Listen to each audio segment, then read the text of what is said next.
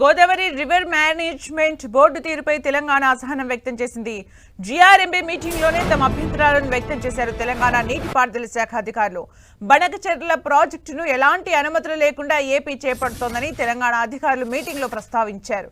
దీనిపై సమాచారం ఇవ్వాలని కేంద్రం నుంచి 5 నెలల క్రితమే లేఖ వచ్చినా ఇప్పటి వరకు సమాచారం ఇవ్వడం లేదని అసహనం వ్యక్తం చేశారు. అయితే బనకచెర్ల ప్రాజెక్టుకు ఇంకా డిపిఆర్ తయారు చేయలేదని ఏపీ అధికారులు జీఆర్ఎంబీ దృష్టికి తీసుకొచ్చారు.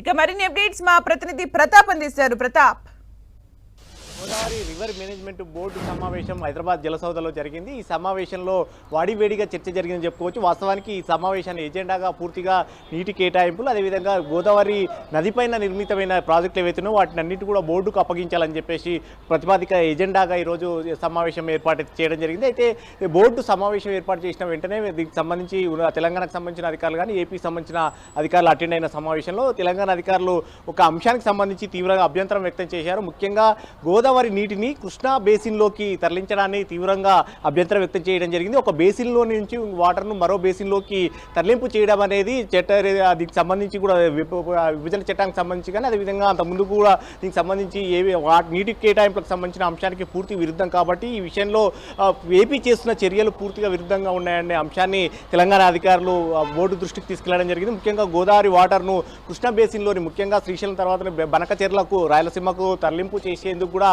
ఏపీ ఒక ప్రతిపాదిత ప్రాజెక్టును ఏర్పాటు చేయడం జరిగింది. ఈ ప్రాజెక్టు సంబంధించి కేంద్రం వద్ద చర్చించడం కానీ ఈ అంశానికి సంబంధించి కూడా తెలంగాణ మొదటి నుంచి కూడా తీవ్రంగా వ్యతిరేకిస్తుంది. అయితే 5 నెలల క్రితమే కేంద్రానికి లేఖ రాసినప్పటికీ కూడా ఇప్పటి వరకు కూడా ఆ ప్రాజెక్టుకు సంబంధించి పూర్తి స్థాయిలో డీటెయిల్స్ ఇంకా తెలంగాణకు అప్పగించడం లేదు. తెలంగాణ పైన ఏ విధమైన ప్రభావం చూపిస్తుంది, దీనికి సంబంధించి బనకచెర్లకు ఎంత నీరు గోదావరి నుంచి తీసుకెళ్లడానికి ప్రయత్నం చేస్తుందనే అంశాలకు సంబంధించి తెలంగాణ అధికారులు ప్రశ్నించినప్పుడు కూడా ఏపీ నుంచి కూడా ఎలాంటి సమాధానం రాలేదని చెప్తారు. ఈ అంశానికి సంబంధించి కూడా బోర్డు పైన కూడా తెలంగాణ అధికారులు అసహనం వ్యక్తం చేశారు. ముఖ్యంగా తెలంగాణ ప్రిన్సిపల్ సెక్రటరీ రాహుల్ బొజ్జా కానీ అదేవిధంగా ఈఎల్సీ అనిల్ కుమార్ ఈ అంశానికి సంబంధించి పదే ప్రశ్నలు కురిపించినప్పటికీ అక్కడ నుంచి ఎలాంటి సమాధానం రాకపోగా ఏపీ అధికారులు దీన్ని దాటవేసే ధోరణులతోటి ఇంకా డీటెయిల్స్ ప్రాజెక్ట్ రిపోర్ట్ ఇంకా పూర్తిగా డిపిఆర్ పూర్తిగా కాలేదు, డిపిఆర్ అయిన తర్వాత దీనికి సంబంధించిన సమాచారం ఇస్తామంటూ కూడా దాటవేసే ధోరణి చేశారు. ఈ అంశానికి విషయంలో మాత్రం ఎట్టి పరిస్థితుల్లో గోదావరి వాటర్ను కృష్ణా బేసిన్లోకి తీసుకెళ్లే ప్రయత్నం చేయకూడదంటూ కూడా ఇప్పటికే దీనికి సంబంధించి కూడా తెలంగాణ అధికారులు స్పష్టం చేశారు. ఈ అంశానికి సంబంధించి కూడా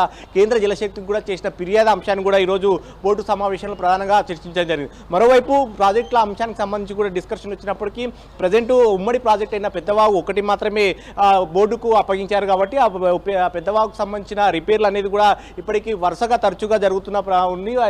వరదలు వచ్చినప్పుడల్లా ఇప్పటికీ దానికి సంబంధించి గండ్లు పడుతున్నాయి కాబట్టి దీన్ని రిపేర్ చేయాల్సిన అవసరం ఉందంటూ కూడా బోర్డు ఈరోజు వాటి దృష్టికి తీసుకెళ్లడం జరిగింది. అయితే ప్రధానంగా ప్రజెంట్ దీనికి సంబంధించి పెద్దవాగు కింద ఆయకట్టు చూసినట్లయితే కనుక ఏపీ 85%, అదేవిధంగా తెలంగాణకు కేవలం 15% ఉంది కాబట్టి ఎవరు ఎంతగా వాడుకుంటున్నారో ఆ విధంగానే నిధులకు కేటాయింపు దానికి ఖర్చు చేయాలంటూ కూడా ఈరోజు బోర్డులో డిస్కషన్ చేశారు. అదేవిధంగా 80% ఏపీ భరించే విధంగా 15% తెలంగాణ భరించే విధంగా ఈరోజు ఒక ప్రతిపాదన చేయడం జరిగింది. మరోవైపు బోర్డు సెక్రటరీ ముఖ్యంగా అధికారులను ఇంజనీరింగ్లను వేధిస్తున్న అంశాన్ని కూడా ఈరోజు బోర్డు చైర్మన్ దృష్టికి తీసుకెళ్లడం జరిగింది. కార్యదర్శి చేస్తున్న ఈ అంశానికి సంబంధంగా వరుసగా మెమోలు ఇవ్వడం కానీ మహిళా ఉద్యోగుల పట్ల ప్రవర్తిస్తున్న అనుచిత వ్యాఖ్యలు కానీ ఇవన్నీ కూడా బోర్డు చైర్మన్ దృష్టికి తీసుకెళ్లి కార్యదర్శి పైన క్రమశిక్షణ చర్యలు తీసుకోవాలంటూ కూడా తెలంగాణ అధికారులు ఫిర్యాదు చేయడం జరిగింది. సో మొత్తం మీద ఈరోజు చూసినట్లయితే చాలా వాడివేడిగా ముఖ్యంగా గోదావరి వాటర్ను కృష్ణాకు తరలించడం దానిపైనే ప్రధానంగా ఎజెండాగా ఈరోజు మీటింగ్లో సమావేశంలో డిస్కస్ చేయడం జరిగింది. ఎట్టి పరిస్థితుల్లో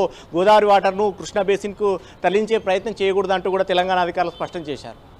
thank you Pratap for the updates.